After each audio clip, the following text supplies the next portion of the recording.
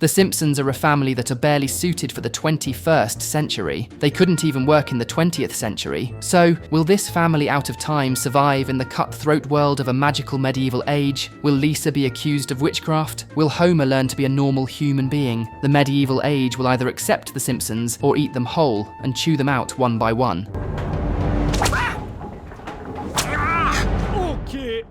This special medieval setting has an interesting hierarchy. At the top is, of course, the king and his harem. Next, we have the knights and wizards. The merchants and common folk closely follow as well. Meanwhile, the madmen and lepers take up the second last tier. And the lowest of all losers are the Simpson family.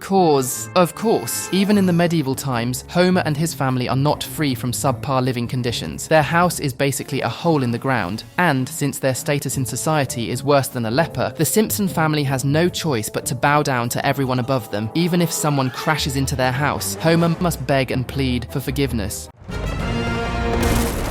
Lisa is tired of this horrible treatment. Since she's a true communist at heart, Lisa hates the nobles and their arrogant ways. She wants to abolish the entire system and line up the nobles in front of a firing squad. But Homer tells Lisa that their current feudalistic system is great. It allows the family to live with disgusting diseases in their plague-infested shithole of a house. For now, Lisa calms down with her complaints. Milhouse then appears as a goblin and informs the family that new heads have been added to Spike's. Marge believes looking at recently decapitated heads is the perfect family outing, and everyone joyfully heads towards the town square to mock the losers who got executed. Before witnessing the delights of human violence, Marge picks up her dying mother from the retirement home and brings her to the grim viewing as well. As luck would have it, Marge and Homer recognize Ned's head on a spike. They seem very pleased with this discovery. Meanwhile, Lisa realizes that all the rich people got better pikes that overlook the entire city. Even in death, the nobles receive better treatments. And this time, Marge is the one to tell Lisa to stop questioning the system. After all, it's because of the medieval, feudalistic system that Lisa can choose between being a wife or a harlot. With so many wonderful career options, how could Lisa not love the system? All of a sudden, Marge notices her mother's hand has turned completely blue and ice cold. She gets worried because this could be a sign of a horrible disease. Marge rushes her mother to a medieval doctor who isn't very helpful. Apparently, the old woman was dating a discount ice walker from Game of Thrones, and she got bitten by the thing. Now, Marge's mother is slowly going to turn into ice. Meanwhile, the Ice Walker has no regret. Young. That ain't no crime.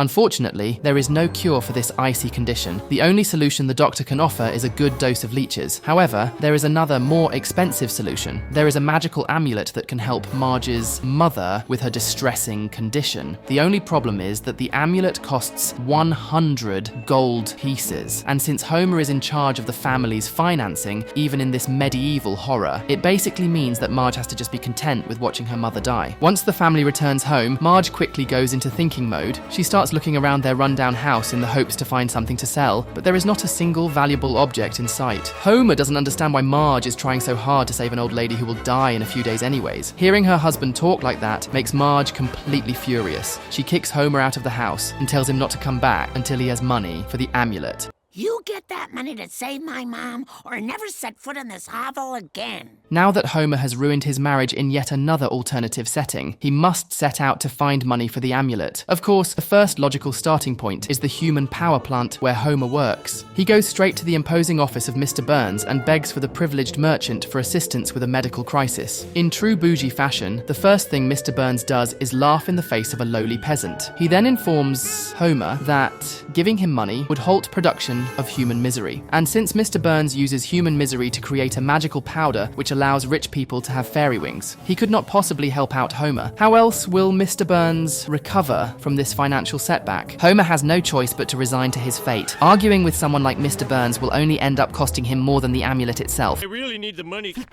Thank you for your time. Homer's spirit is waning. He informs Lisa that he has had no luck with the money, and now Marge will hate him forever. Lisa then shoves her father into a shady alley and tells him to pull out his lucky piece of lead. Homer obliges and watches in awe as his daughter makes use of magic to turn the lead into a nugget of gold. Homer is not only amazed at the real gold, he never knew that Lisa could do magic. Apparently, Lisa kept this talent a secret. Otherwise, the king will force her to become one of his evil wizards, and that's a fate worse than— I wanted an all-seeing eye, not this! Homer promises to keep Lisa's inclination for magic a complete secret. He then uses the gold to buy the amulet for Marge's mother. Now, Marge can save the only sane person in her life, but her mother refuses to wear the amulet. The old woman believes that she has lived a long, exciting life, and now it is time for her to cross the bridge and embrace death. But Marge implores her mother to live for her sake, and the amulet finally completes its true purpose as Marge's mother is cured of her illness. Now that Marge's mother is saved, the entire matter is put to rest, but Bart cannot understand why his grandmother chooses to live. After all, she has nothing going on in her life, and at least in death she can frolic in a field of flowers forever. Back at home, Marge's mother continues to prove Bart's point by being endlessly bored of being alive. Even when Marge forces her kids to spend some quality time with their grandma, they are only met with a sour old woman who has lived a life for too long. All of a sudden, this heartwarming family moment is interrupted by the wizards of the king infiltrating the house. The head sorcerer informs Homer that Lisa has been caught using magic, and now she is property of the king. Homer tries to deny these allegations, but it looks like the minute Lisa used her powers, the wizards detected this unusual activity. Lisa has no choice but to confess, and the wizards take her away. Homer tries to stop his daughter's kidnapping, but a wizard uses a pretty gross spell to make Homer's toenails turn into a prison cell. Only Homer would experience something disgusting like this.